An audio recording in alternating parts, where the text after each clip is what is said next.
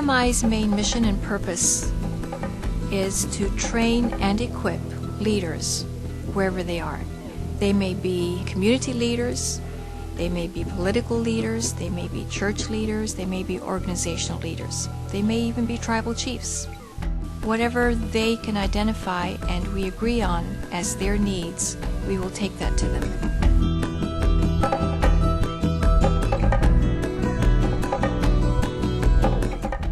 They are the ones who take the responsibility of passing that training along to their own people.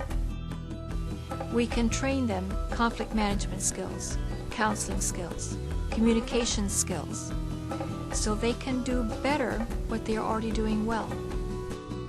We are not the organization that takes the food. We are not the organization that builds the houses. We are not the organization that gives the medical care. But we are the organization that can teach and train their own leaders how to do for their people what they badly need.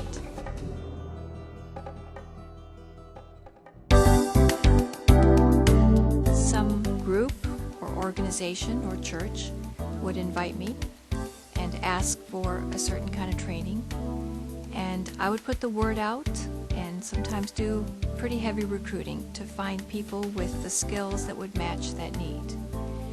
And that's how we form our teams. We keep the project cost as low as possible because we do want to invite students who also have to be paying their own tuition and fees for the colleges.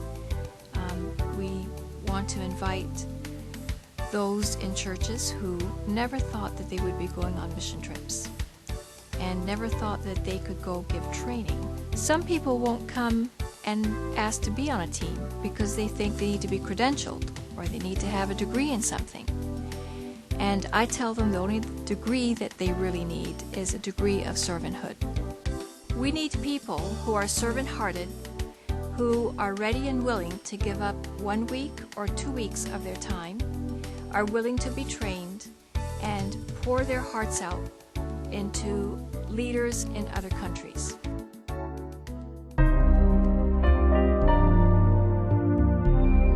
We were in the north of Uganda, where many Sudanese people were fleeing their country and became refugees. Several large world organizations had also come into that area to provide food, housing, tents. What we were there to give was something no one else was giving. And that was where we had almost 200 people come and take our training. We taught on counseling skills, and we taught on stress management and crisis skills. I had been to their orphanage, and I had seen many of the children lying in their cribs without anyone to hold them. I shared our family story, that we had taken in orphans and children of special needs, and that some of our children had been just like these children, growing up the first several months of their life with no one holding them, not listening to a heartbeat, not feeling the warmth of another human being or hearing the words. And so I challenged that group. Why don't you go to these orphanages that you've got, that you're so proud of, and spend time holding a child at least 1 hour a day, cooing, singing, telling your tribal stories, no matter where that child came from. During testimony time, woman after woman would stand up and tears would roll down her face, and she would say, "I was struck to my heart about taking care of our country's children, and not just waiting for big money to come in from other countries to give the food and the shelter. I can give the emotional need."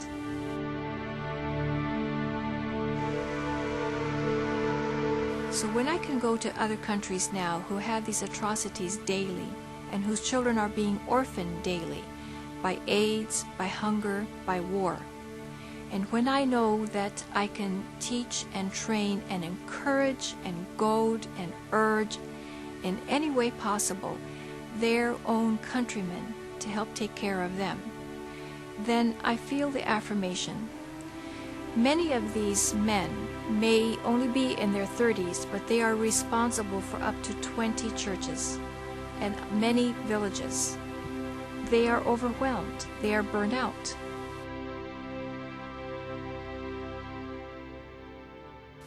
When we come and give them the encouragement, the resources, just to see their faces and to hear the gratitude from their own lips is worth every bit, every sacrifice, every penny that we spend on them. Global Mosaic International is a nonprofit organization. 100% of the funding comes from donors. If they can sponsor one of those leaders, they are also sponsoring villages. They are also sponsoring several churches with their sponsorship of one leader. When GMI trainers go to a church, the trainer himself or herself never gets any money. All the proceeds from putting together a seminar or a training here in the U.S. is used for training people in other countries.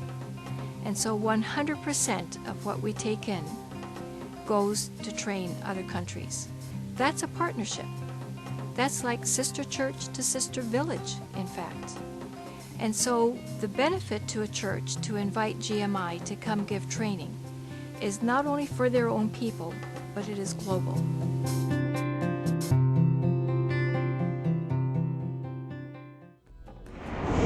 When we're on the field and people come up to me, thanking me for what we brought, telling me how their lives have changed, assuring me of how they will go and train their village people and how their villages will change, I listen to them with gratitude.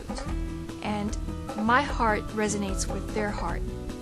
But it's not until maybe several months or a year later when I keep hearing from them sporadically through email of testimonials of what actually did take place back in their villages and back in their towns.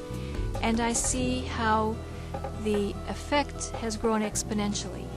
That's when I just stand back in awe. You know, look what can be accomplished by taking the cup of water to those who've needed it, in the sense of education and training. There's just no other words to say how deeply it enriches and affects my life. It shows me definitively this is why God created me. This is exactly why I'm on this earth at this time, to do this. And it is absolutely not about me. Each of our team members find that out time and time again. It is not about us. It is about God's universal plan for all of humanity. We need people who are servant-hearted, who are ready and willing to give up 1 week or 2 weeks of their time, are willing to be trained, and pour their hearts out into leaders in other countries.